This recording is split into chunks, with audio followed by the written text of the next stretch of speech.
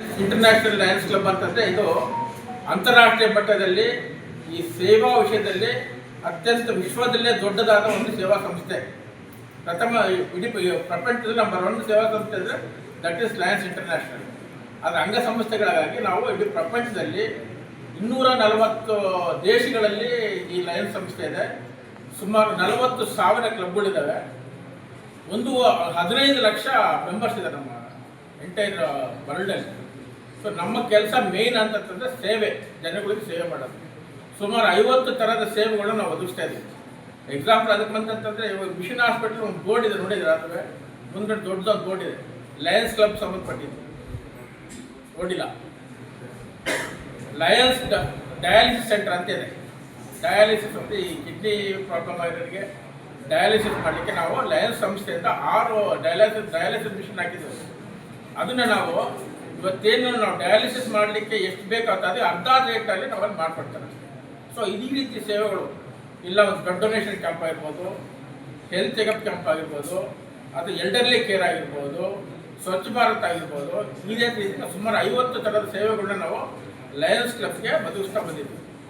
Lions ಕ್ಲಬ್ಬಲ್ಲಿ ನಾವು ಸೇವೆ ಮಾಡ್ತಿರೋದು ನಮ್ಮ ಸ್ವಂತ ದುಡ್ಡನ್ನು ಖರ್ಚು ಮಾಡ್ಕೊಂಡು ಮಾಡ್ತಿರೋ ಸೇವೆ ಇದು. ನಮ್ಗೆ ಯಾವುದೇ ರೀತಿ ಆದಾಯಗಳು ಇನ್ನೊಂದು ಇಲ್ಲ. ಸೊ ಈ ಸೇವೆಯಲ್ಲಿ ನಾವು ನಿರತರಾಗಿದ್ದೀವಿ. ಇಲ್ಲಿ ಇದನ್ನೆಲ್ಲ ಪೂರ್ತಿ ರಿಟೈರ್ಡ್ ಎಂಪ್ಲಾಯೀಸ್ ಆಗಿರ್ಬೋದು, ವರ್ಕಿಂಗ್ ಎಂಪ್ಲಾಯೀಸ್ ಆಗಿರ್ಬೋದು, those are interested in serving society. ನಾವು ಈ ಸಮಾಜಕ್ಕೆ ಎಲ್ಲ ಸಮಾಜ ನಮ್ಗೇನೇ ಕೊಟ್ಟಿರೋದಕ್ಕಿಂತ ಸಮಾಜಕ್ಕೆ ನಾವು ಏನು ಕೊಡ್ತೀವಿ ಸ್ವಲ್ಪ ನಾವು ಕೊಡಬೇಕಾ, ನಾವೇನೋದು ಇಂಟ್ರೆಸ್ಟ್ ಕೊಡಬೇಕು ಸಮಾಜಕ್ಕೆ. ಗಿವ್ ಆ್ಯಂಡ್ ಟೇಕ್ ಪಾಲಿಸಿ ಇರಬೇಕು.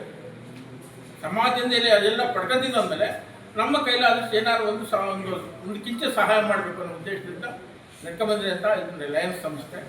ಸೊ ಇವತ್ತಿನ ಮುಖ್ಯ ಉದ್ದೇಶ ಅಂತಂದರೆ ಇವತ್ತು ಬ್ಲಡ್ ಡೊನೇಷನ್ ಬಗ್ಗೆ ನಮ್ಮ ರವಿಕುಮಾರ್ ಇದ್ದಾರೆ. ಅದ್ರ ಬಗ್ಗೆ ಸವಿಸ್ತಾರವಾಗಿ ಎಲ್ಲರಿಗೂ ಹೇಳ್ತಾರೆ.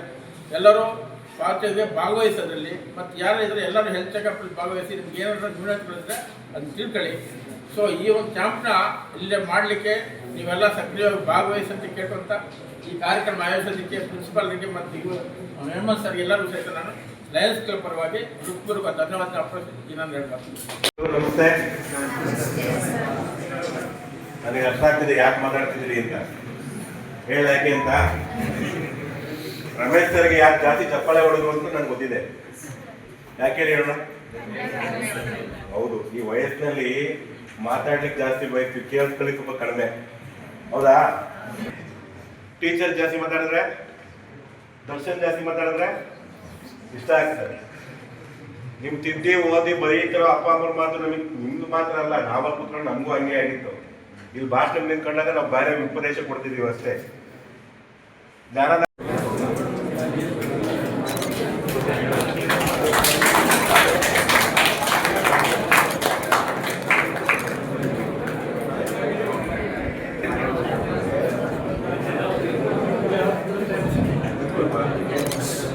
ಈ ಕಡೆ ನೋಡಿ, ಈ ಕಡೆ